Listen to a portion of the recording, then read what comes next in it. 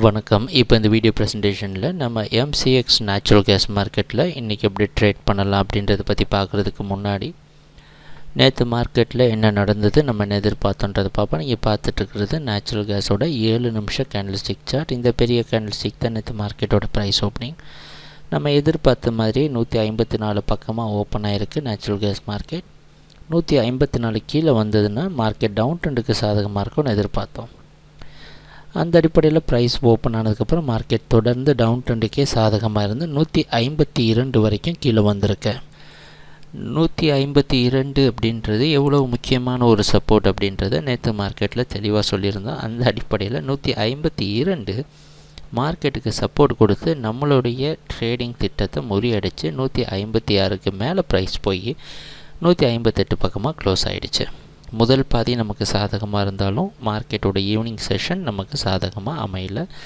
முக்கியமாக 156க்கு மேலே price close ஆனது. அது மட்டும் இல்லாமல் இன்றைக்கி மார்க்கெட்டோட ஓப்பனிங்கும் நேற்று எங்கே க்ளோஸ் ஆச்சோ அது பக்கமாகவே ஓப்பன் ஆகிறதுக்கு வாய்ப்பு இருக்கிற மாதிரி வெளிநாட்டில் இருக்கிற நைமெக்ஸ் மார்க்கெட்டை வச்சு பார்க்குறப்ப தெரியுது.